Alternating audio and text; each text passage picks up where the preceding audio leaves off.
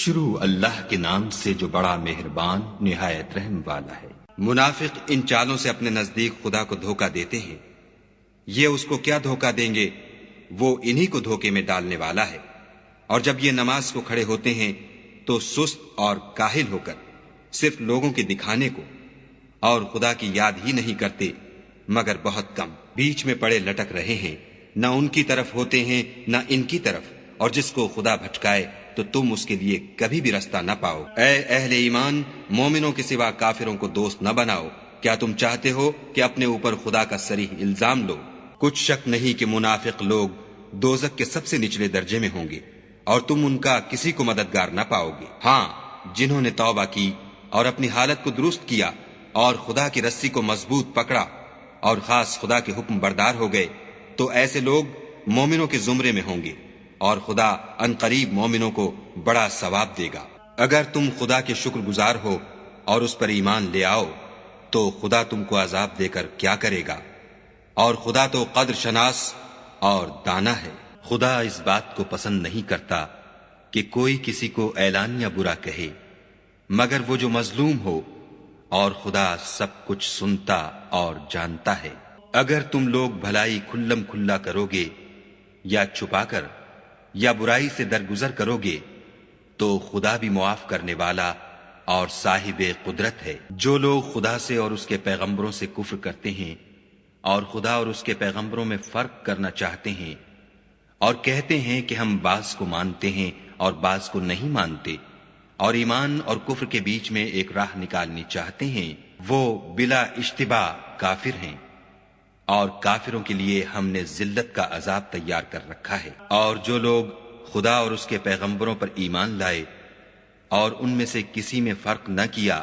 یعنی سب کو مانا، ایسے لوگوں کو وہ ان قریب ان کی نیکیوں کے صلے عطا فرمائے گا،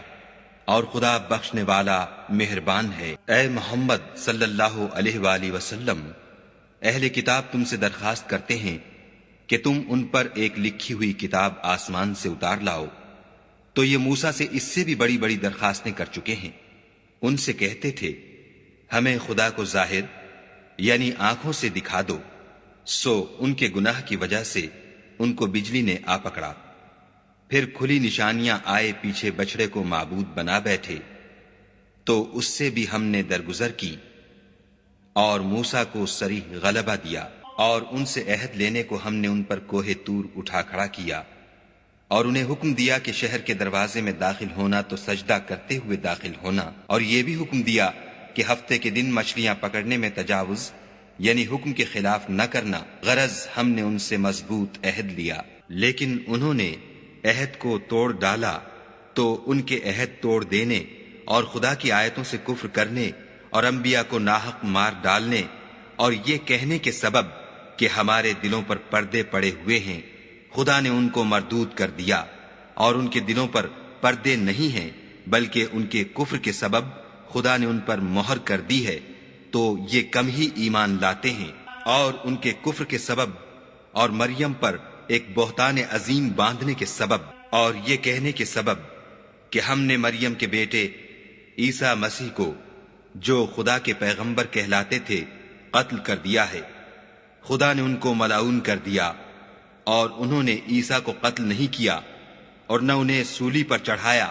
بلکہ ان کو ان کی سی صورت معلوم ہوئی، اور جو لوگ ان کے بارے میں اختلاف کرتے ہیں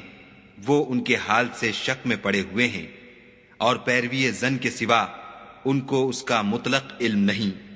اور انہوں نے عیسیٰ کو یقیناً قتل نہیں کیا بلکہ خدا نے ان کو اپنی طرف اٹھا لیا،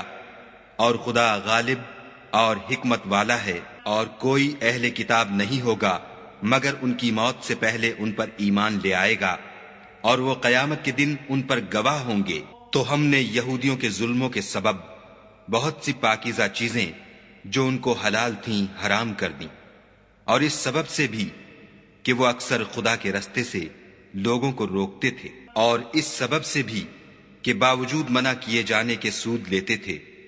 اور اس سبب سے بھی کہ لوگوں کا مال ناحق کھاتے تھے، اور ان میں سے جو کافر ہیں ان کے لیے ہم نے درد دینے والا عذاب تیار کر رکھا ہے۔ مگر جو لوگ ان میں سے علم میں پکے ہیں اور جو مومن ہیں وہ اس کتاب پر جو تم پر نازل ہوئی اور جو کتابیں تم سے پہلے نازل ہوئیں سب پر ایمان رکھتے ہیں اور نماز پڑھتے ہیں اور زکوٰۃ دیتے ہیں اور خدا اور روز آخرت کو مانتے ہیں، ان کو ہم عنقریب اجر عظیم دیں گے۔